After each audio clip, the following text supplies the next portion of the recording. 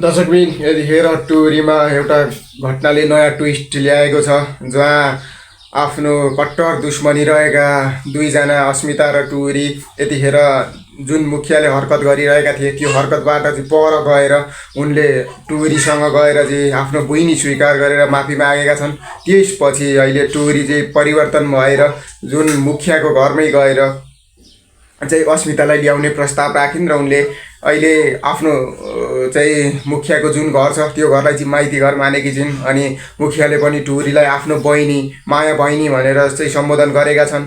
उनी सुरुमा जाँदा त उनकी छोरीलाई लिएर गएको थिइन्, छोरी डराएको अवस्थामा थिइन्, तर बन्दुक राखिसकेपछि चाहिँ छोरी पनि केही चाहिँ अलिक नम्र भावमा आइन्। त्यसपछि त्यहाँ गएर सम्पूर्ण कुराहरू मिलाउँदाखेरि अस्मिताले एक्कासी जङ्गिएर टुरीलाई चाहिँ बन्दुक हान्न खोजिन्।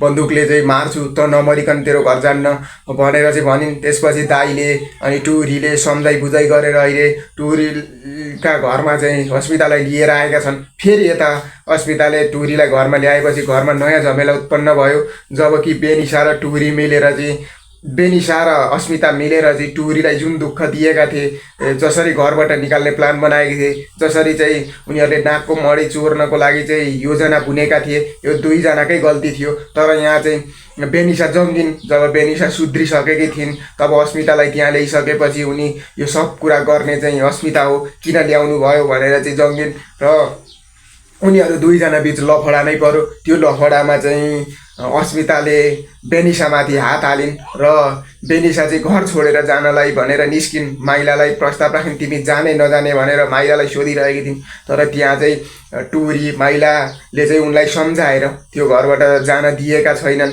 यतिखेर माइला र बेनिसाको विवाहको कुरा पनि चलिरहेको छ। उनीहरूले अब विवाह गर्ने कुरा पनि चलिरहेका छन्। तर अस्मिता उनी एउटा समाजमा गलत पात्रको रूपमा उदाएकी थिइन् र उनले चाहिँ सुध्रिने छाँटकाट देखाएकी छैनन्। त्यहाँ ल्याइसकेपछि पनि अब श्रीमान आएपछि कुरा मिलाउने भन्ने कुरा भइरहेको छ। अब कुरा मिलाएर चाहिँ अस्मिता, टुरी र विनोद चाहिँ मिलेर बस्ने कुरा गरिरहेका छन्। तर विनोद आएपछि एकचोटि जङ्गिने चाहिँ निश्चित छ, किनभने त्यत्रो सबथोक गर्दा पनि टुरीलाई घर ल्याए, टुरीले चाहिँ गएर अस्मितालाई घर ल्याएकी छिन्। यो सब किन गर्यो, कसरी गर्यो, के का लागि भनेर उनी एकचोटि चाहिँ रिसाएर जङ्गिने चाहिँ एउटा कलह उत्पन्न हुने चाहिँ देखिएको छ। तर पनि यो कुरालाई चाहिँ टुरीले मिलाउँछिन् भन्ने अस्मिता चाहिँ विश्वस्त छन् कि उनले चाहिँ मिलाएर राख्छिन् भनिरहेकी छिन्। तर उनको भित्रै चाहिँ अर्को एउटा नयाँ जाल चाहिँ बुन्न थालिसकेको छ, किनभने उनी एउटा गलत पात्रको रूपमा उदाएको भएर उनले चाहिँ अब टुरी र बेनिसालाई चाहिँ घरबाट निकाल्ने प्लान फेरि बुन्ने चाहिँ उनको योजना बनिरहेको छ। उनी चाहिँ कसरी हुन्छ, जसरी भए पनि टुरीलाई र बेनिसालाई चाहिँ यो घरबाट निकालेर फेरि म राज गर्छु भनेर चाहिँ उनले सोचिरहेकी छिन्। यता मुखिया भने अब आफ्नो बहिनीको चाहिँ सम्पूर्ण घर राम्रो हुने भयो, अब चाहिँ टुरीले मिलाएर राख्छ भनेर मक्ख छन्।